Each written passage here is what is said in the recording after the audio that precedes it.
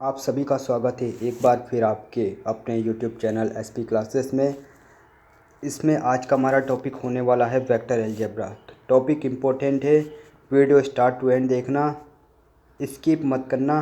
बिल्कुल easy way में समझाऊंगा। आपका आरबीएनएल के साथ साथ अदर एग्ज़ाम में भी आपका वेक्टर अलजेब्रा बिल्कुल कवर हो जाएगा, क्योंकि ज़्यादातर सब वेक्टर अलजेब्रा टफ मानते हैं तो इसको छोड़ेंगे। तो अगर 8 नंबर के क्वेश्चन में से 4 नंबर के क्वेश्चन वेक्टर अलजेब्रा पे ही बन गए तब तो एक एक नंबर से मेरिट रह जाएगी। इसीलिए टॉपिक इम्पोर्टेंट है, स्टार्ट टू एंड देखना, बिल्कुल ईजी वे में समझाऊंगा।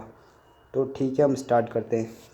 वेक्टर अलजेब्रा क्या है? सबसे पहले आपको वेक्टर पता होना चाहिए। वेक्टर क्या होता है? सबसे पहले एक वेक्टर इस तरह का बना, कोई सी भी स्पेस में एक लाइन खींच दिया अपन ने, तो ये जो है जहाँ से अपन ने लाइन स्टार्ट करी, यहाँ से जो लाइन स्टार्ट करी ये आपकी हो जाएगी इनिशियल पोजीशन। फिर जहाँ तक आप गए ये आपकी हो जाएगी टर्मिनल पोजीशन। तो ये आपको इनिशियल और टर्मिनल दो टर्म पता चल गई, इनिशियल पॉइंट और फाइनल पॉइंट। ठीक है। अब दूसरा, ए से जहाँ आप बी तक गए हो, ए से बी तक आप गए हो तो इसको कैसे डिनोट करोगे? इसको आप ए बी से डिनोट करोगे। और ऊपर जो एरो का साइन लगता है इसे हम बोलते हैं वेक्टर। वेक्टर से डिनोट करते हैं, जैसे कि मैंने ये डिनोट कर रखा है vector A B. Initial point आपका ए हो जाएगा, फाइनल पॉइंट आपका बी हो जाएगा। आप चाहो तो इसको स्मॉल ए से डिनोट कर सकते हो। तो वेक्टर की डेफिनेशन ये आती है कि वो क्वांटिटी जिसका मैग्नीट्यूड भी हो प्लस डायरेक्शन भी हो। तो डायरेक्शन तो आपने निकाल ली, डायरेक्शन ए से बी है, लेकिन मैग्नीट्यूड क्या होगा? मैग्नीट्यूड ये जो ए से बी तक की जो लेंथ हुई ना, ये आपका मैग्नीट्यूड होती है। ये होता है आपका वेक्टर। इसी का एक और टर्म आता है स्केलर। स्केलर क्या होता है? स्केलर में केवल मैग्नीट्यूड होता है, वो डायरेक्शन लेस होता है। तो ये डिफरेंस ध्यान रखना वेक्टर और स्केलर का। और ये हो गया आपका वेक्टर की definition. The distance between the initial and the terminal point is called the magnitude. जैसा कि मैंने आपको बताया था, जो लेंथ थी ए से बी तक की वो मैग्नीट्यूड है आपका वेक्टर का, और इसको आप डिनोट करेंगे magnitude of vector A B.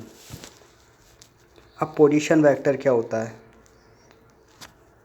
इसमें वेक्टर हम कवर कर लेंगे, अगर ज़रूरत पड़ी तो नेक्स्ट वीडियो भी लेंगे, लेकिन मुझे नहीं लगता ज़रूरत पड़ेगी। तो ठीक है, आप इसको ध्यान से देखना, वेक्टर बिल्कुल समझ में आने वाला है। पोजीशन वेक्टर क्या होता है? पोजीशन वेक्टर जैसे स्पेस है, 3D स्पेस है, 3D स्पेस में एक पी पॉइंट है, तो उस पी पॉइंट से एक्स और वाई और जेड जो कोऑर्डिनेट बनेंगे आपके ओरिजिन से रिलेट होके, तो 3D में जो आपका पी पॉइंट है उसको बोलोगे आप पोजीशन वेक्टर। उसके coordinate X axis, Y axis, Z axis पे होंगे ओरिजिन से रिलेट करके। तो जो मैग्नीट्यूड होगा पोजीशन वेक्टर का उसको अपन लिखेंगे, फॉर्मूला याद रखना, √x² + y² + z²। ये हो गया आपका पोजीशन वेक्टर। अब सेकेंड टर्म आती है direction of cosine. Direction of cosine क्या होती है? जैसा कि p एक वेक्टर है स्पेस में, अब x तो x एक्सेस पे x की डायरेक्शन जाएगी, y एक्सेस पे y की, z पे z की। अब p पोजीशन वेक्टर ओरिजिन से लेके p तक की जो डिस्टेंस है उसको अपन ने r मान लिया। ठीक है, r इसकी डिस्टेंस हो गई।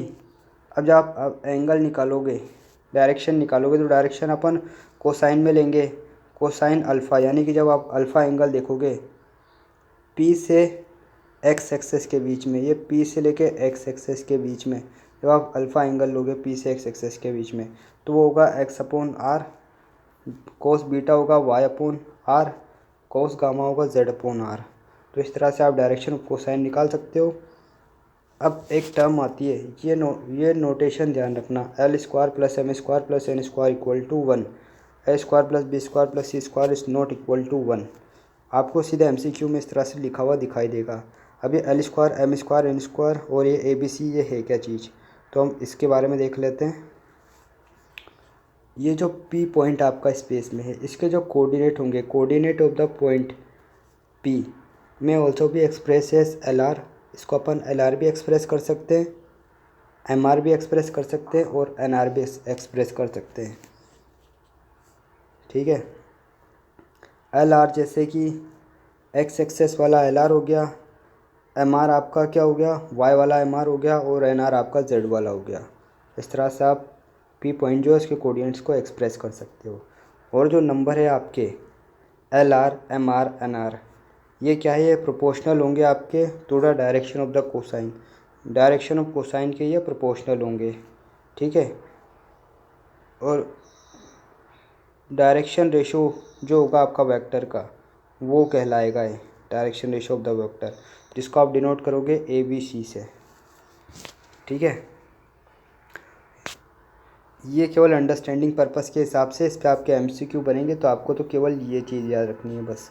ये क्या है, आपके डायरेक्शन रेशोज़ हैं ABC, और ये आपके डायरेक्शन ये कोऑर्डिनेट्स है।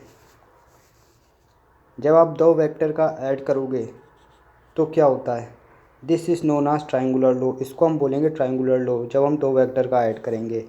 सपोज़ ये AB एक वेक्टर है, BC एक वेक्टर है और AC एक वेक्टर है, तो AB और BC वेक्टर को जब अपन जोड़ेंगे तो अपन को AC वेक्टर मिल जाएगा, ये लिख रखा है। अब आती है बात, ये तो वेक्टर एडिशन हो गया। वेक्टर डिफरेंस यानी कि अपन जब माइनस करेंगे तो कैसे करेंगे, माइनस में जैसे डैश का साइन लगा रखा ना, ऐसे डैश का साइन लगता है।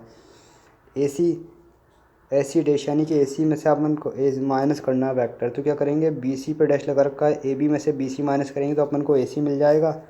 ये आपके पास AB है, इसमें से आप BC माइनस करो। अगर आपको AC चाहिए तो A माइनस बी, AB को अपन ने डिनोट कर दिया, BC को अपन ने B डिनोट कर दिया। Vector A minus vector B difference निकालेंगे, अपन को AC मिल जाएगा। इस तरीके से अपन निकालते हैं। इसमें वो मत देखना आपकी, अपन वो पाइथागोरस थ्योरम लगाते हैं तो बड़ी साइड में से छोटी माइनस करते हैं तो अपन को ये मिलती है। यहाँ ये वेक्टर सब्ट्रैक्शन का है, ये वाला, इससे डायग्राम रिलेट मत करना, ठीक है। वेक्टर एडिशन हो गया, वेक्टर सब्ट्रैक्शन हो गया। अब देखो, आपको वेक्टर के बारे में पता चल गया। अब वेक्टर के जो टाइप होते हैं थोड़ा वो पढ़ लेते हैं, क्योंकि टाइप पे भी क्वेश्चन आ सकता है। क्वेश्चन किस तरह से फ्रेम होके आएगा वो किसी को भी पता नहीं है, क्योंकि RVNL एग्ज़ाम का जो पेपर होता है वो किसी के पास आता नहीं है। तो सब अपनी एक्सपेक्टेशन के अकॉर्डिंग या फिर उनका जो प्रीवियस एक्सपीरियंस रहा है उसके अकॉर्डिंग वो पेपर डिज़ाइन करके आपको समझाते हैं। तो उसके अकॉर्डिंग मैंने आपके लिए मैथ का जो सिलेबस बताया है, इसीलिए से मैंने हर वीडियो में जो जो टॉपिक बताए हैं केवल उनको पढ़ लोगे तो आपका मैथमेटिक्स पूरा कवर हो जाएगा। तो देखो, जो मैंने नोटेशन बताया था वो नोटेशन याद रखना, आपको MCQ की फॉर्म में दिख सकता है। देखो, टाइप ऑफ वेक्टर क्या होते हैं, ज़ीरो वेक्टर क्या होता है, डेफिनेशन आप चाहो तो खुद पढ़ लेना। एक बार मैं स्पीड में बता दूंगा क्योंकि हमारे पास टाइम इतना है नहीं, वीडियो काफ़ी लंबा हो जाएगा। A vector whose initial and terminal point is coincide, यानी कि जहाँ से वो स्टार्ट हो रहा है घूम के, जहाँ से स्टार्ट हुआ उसी पॉइंट वापस घूम के आ गया, तो ये आपका ज़ीरो वेक्टर, यानी कि टर्मिनल और इनिशियल पॉइंट दोनों एक ही है, तो उसको बोलेंगे अपन ज़ीरो वेक्टर या फिर नल वेक्टर। उसको डिनोट करेंगे अपन ज़ीरो वेक्टर से, ठीक है। बाकी पूरा जो लिखा है आप पढ़ सकते हो। यूनिट वेक्टर है a vector whose magnitude is unity, unit vector जिसका मैग्नीट्यूड यूनिटी हो यानी 1 हो, उसको बोलेंगे अपन यूनिट वेक्टर। इसको अपन एक ऐप से डिनोट करते हैं। को इनिशियल वेक्टर यानी कि दो और मोर वेक्टर है द सेम इनिशियल पॉइंट, दो या दो से ज़्यादा वेक्टर अगर दोनों का सेम पॉइंट है, जैसे कि एक वेक्टर ये है, एक वेक्टर ये है, जैसे कि सपोज़ ये आपके एक वेक्टर तो ये है,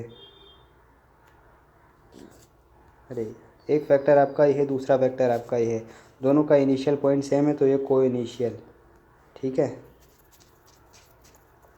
इसके बाद को लीनियर वो होता है दो या दो से ज़्यादा vector said to be collinear if they are parallel the same line.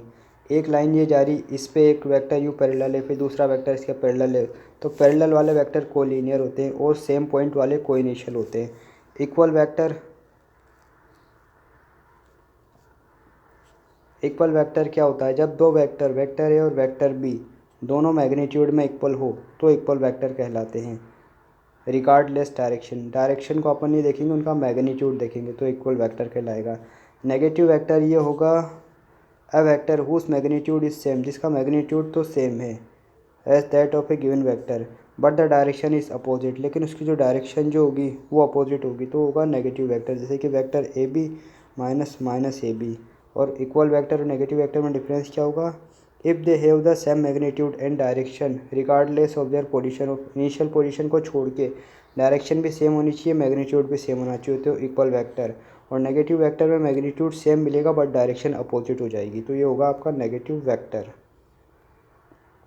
अब एक वेक्टर है फ्री वेक्टर, इसके बारे में पढ़ लो आपको कि जो वेक्टर होगा above such as any of them subject its parallel displacement without changing the magnitude and direction. ऊपर जितने भी अपन ने वेक्टर पढ़े, ठीक है, are such that them any of them और subjected parallel displacement without changing the magnitude and direction such vector is free space. ऊपर कोई सा भी वेक्टर जो अपन ने पढ़ा है उसमें बिना मैग्नीट्यूड और डायरेक्शन को चेंज किए सिमिलर एक और वेक्टर वैसा रहता है, तो वो आपका फ्री वेक्टर कहलाएगा, जो कि इस चैप्टर में इम्पोर्टेंट नहीं है और आपके एग्ज़ाम के हिसाब से भी इम्पोर्टेंट नहीं है। अब आपको मैं थोड़े से बिल्कुल इजी क्वेश्चन से स्टार्ट करा रहा हूँ, हार्ड क्वेश्चन पे अपन बाद में जाएंगे। देखो पहला एग्जांपल अपना क्या कहता है, अपन को रिप्रेजेंट करना है यानी कि ग्राफिकली अपन को दिखाना है displacement of a 40 kilometre 30 degree west to south. ये आपका नॉर्थ होता है, ये आपका ईस्ट होता है। अपन को क्या पूछा है इन्हें, साउथ और वेस्ट। ये आपका वेस्ट हो गया, ये हो गया आपका साउथ, तो ये साउथ वेस्ट हो गया। इस पे अगर 40 किलोमीटर डिस्टेंस पे एक पी पॉइंट है और वो किधर से, west to south, west to south आपका 30 डिग्री पे एंगल बना रहा है, तो आप रिप्रेजेंट करोगे ऐसे 30 डिग्री वेस्ट टू साउथ, ठीक है। तो ये हो गया आपका ओपी वेक्टर, इस तरह से ग्राफिकली रिप्रेजेंट करना है। दूसरा है, ये इंपॉर्टेंट क्वेश्चन है एग्जांपल 2, आपको पहचानना है कि कौन सी क्वांटिटी वेक्टर है, कौन सी स्केलर है। पहला अपने पास 5 सेकेंड और दूसरा अपने पास है 1000 centimetre cube.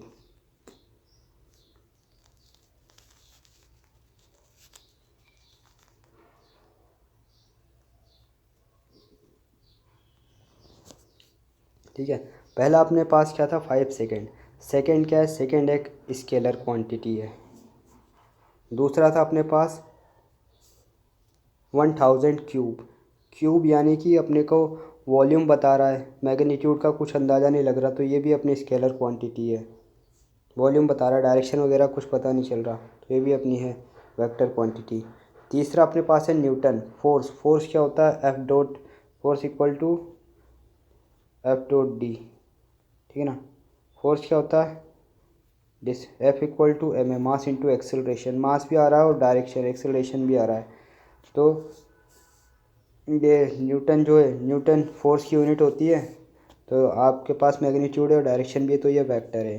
3 kilometre per hour, ठीक है। स्पीड जो होती है ये भी आपकी स्केलर होती है। इसके बाद होता है 10 ग्राम, 10 ग्राम यानी पर सेंटीमीटर क्यूब, आपकी डेंसिटी के बारे में बात कर रहा है, तो डेंसिटी भी आपकी स्केलर होती है। और 20 मीटर पर साउथ टू वर्ड, 20 मीटर यानी कि डिस्टेंस दे दी आपको, उसके बाद आपको दे दी डायरेक्शन दे दी, तो मैग्नीट्यूड और डायरेक्शन मिल गई आपको, तो ये आपका वेलोसिटी वेक्टर हो गया। तो इस तरह से आपको क्वेश्चन मिल सकते हैं स्केलर और वेक्टर पहचानने के। एक क्वेश्चन ये है कोलिनियर। अब जो आपने टाइप ऑफ वेक्टर पढ़े थे उनके बारे में बात की जाए। कोलिनियर वेक्टर अपन ने पढ़ा था कि पैरेलल वाले वेक्टर, जैसे ए बी है, ए है, वेक्टर सी है ये, और वेक्टर डी, ये क्या है, ये आपके कोलिनियर वेक्टर है। यानी कि इनिशियल पॉइंट इन दोनों का सेम नहीं, इनिशियल पॉइंट किसी का भी सेम नहीं, ये दोनों पैरेलल में आ रहे हैं। ए वेक्टर पैरेलल में आ रहा है डी के सी के, और इस अगर बी वेक्टर देखा जाए तो ये परपेंडिकुलर में आएगा, तो परपेंडिकुलर नहीं चाहिए अपन को, पैरेलल चाहिए। पैरेलल वाले अपने कोलिनियर। इक्वल वेक्टर क्या है, ए वेक्टर और सी वेक्टर आपके इक्वल वेक्टर है। कंसाइड वेक्टर अगर आप देखो तो इनिशियल पॉइंट बी सी और डी एक ही पॉइंट से स्टार्ट हो रहे हैं, तो ये आपका कोई इनिशियल वेक्टर होगा। तो इस तरह से आपके वेक्टर पहचानने आने चाहिए।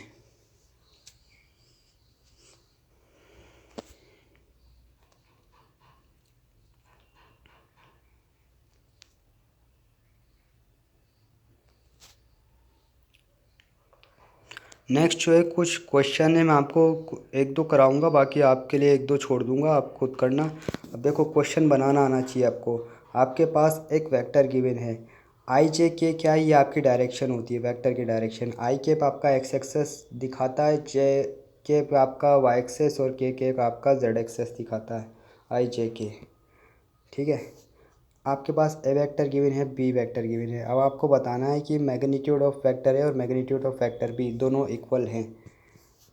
तो वो कैसे, जब अपन मैग्नीट्यूड ऑफ वेक्टर ए निकालेंगे तो क्या करेंगे, जब अपन मैग्नीट्यूड चढ़ाते हैं किसी भी वेक्टर पे तो आई जे केप केप जो रहती है इनको हटा देते हैं और वैल्यू जो अपने पास रहती है उसका स्क्वायर लगा देते हैं। ठीक है, क्योंकि आप जानते हो अंडर रूट की वैल्यू क्या होती है, हाफ होती है।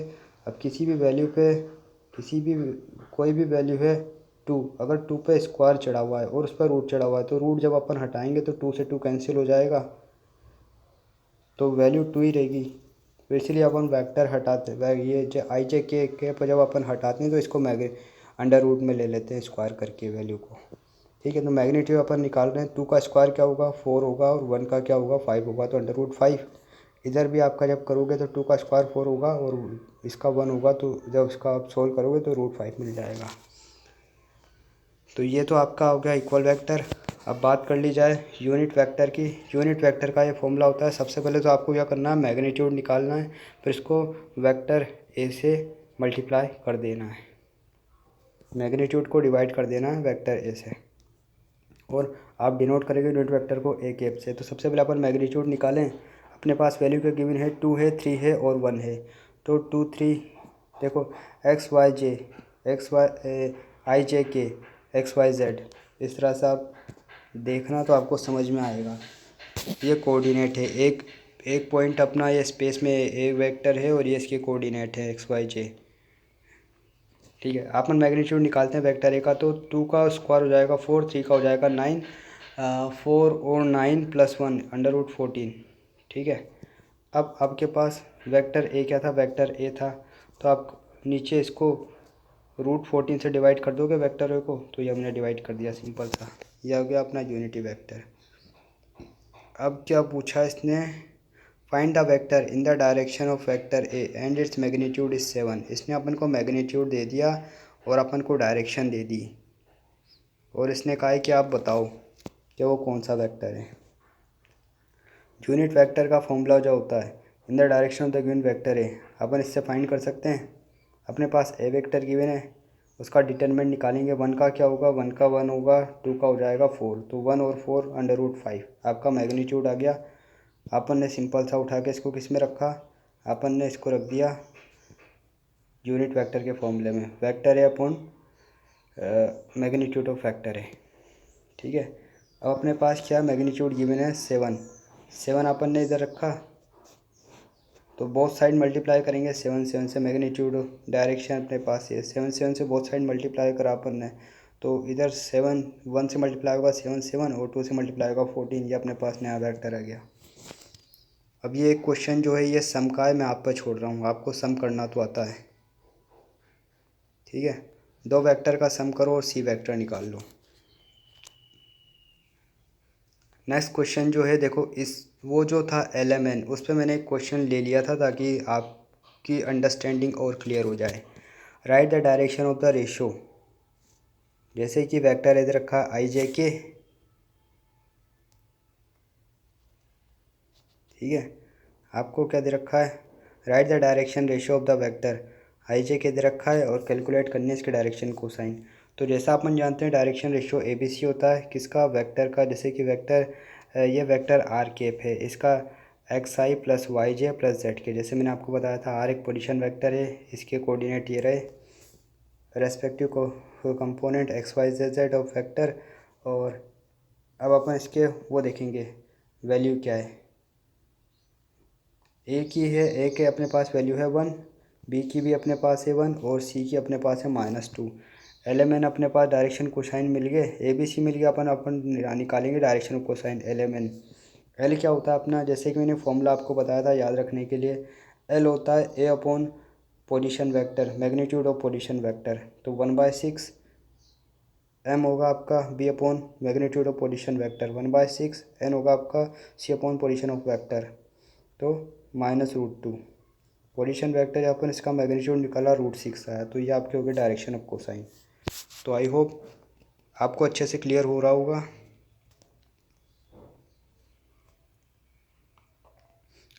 अब थोड़ा सा लेवल हार्ड करने वाला हूँ तो आपको ईज़िली अंडरस्टैंडिंग हो जाएगी।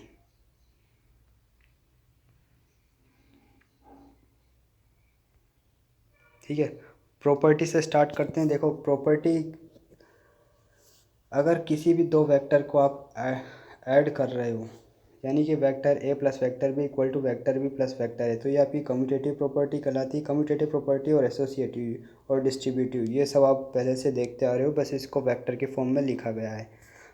ब्रैकेट में vector A plus B plus bracket के बाहर वेक्टर सी, तो ए अपन इस बार बाहर कर देंगे, बी प्लस सी को ऐड कर देंगे। जीरो वेक्टर आप डेफिनेशन देख के आ रहे हो, जीरो वेक्टर को बोलते हैं additive identity of for vector addition. Zero vector यानी कि इनिशियल पॉइंट से जहाँ से स्टार्ट हुआ टर्मिनल पॉइंट उसका वही हो गया same. Multiplication of vector by vector और स्केलर का मल्टीप्लिकेशन, तो ये देखो वेक्टर को मैंने ए से डिनोट किया है और स्केलर को मैंने लैम्डा लिया है, तो मैग्नीट्यूड अपन निकालेंगे lambda into magnitude of vector ए, तो अपन अलग अलग सेपरेट करके लिख देंगे। अब आता है एक नेगेटिव यानी कि एडिटिव इन्वर्स। अगर आपके पास वेक्टर ए है तो आप इसका नेगेटिव कैसे बनाओगे, उसको नेगेटिव लगा दोगे तो ये आपका हो गया एडिटिव इन्वर्स। यूनिटी वेक्टर का अपन अभी एग्जांपल देख के आ रहे हैं। ए कैप से डिनोट करते हैं vector A divide by magnitude of vector A. Component मैंने आपको बताए थे आई जे के एक्स वाई जेड 3D के कंपोनेंट। अब आता है एक क्वेश्चन जो कि इम्पोर्टेंट है एग्ज़ाम पर्पस से। Vector joining of two point, दो, जैसे कि ये डायग्राम, इस डायग्राम में समझना, ये डायग्राम में आप समझना, एक तो ये पॉइंट है, दूसरा पॉइंट ये है, ये आपका एक P1 है और नीचे वाला आपका P2 है। तो इन दोनों वेक्टर को आपको जोड़ना है, तो कैसे जोड़ोगे? जोड़ने के लिए ये फॉर्मूला लगता है P1 P2, vector P1 P2। ठीक है, इसके लिए फॉर्मूला क्या है? x2 माइनस x1 का whole square plus y2 minus y1 का whole square plus z2 minus z1 का whole square whole under root. ठीक है, अब इसको समझने के लिए क्या करोगे? देखो जो पहला जो आपका पॉइंट था, इनिशियल पॉइंट था P1, उसके कोऑर्डिनेट आप मान लो x1 y1 z1। जो दूसरा पॉइंट था आपका Q, उसके कोऑर्डिनेट आप मान लो x2 y2 और z2। फिर इसको आप फॉर्मूले में पुट करो तो आपका आंसर आ जाएगा। तो बाकी का हम नेक्स्ट लेक्चर में करेंगे। Thank you for watching.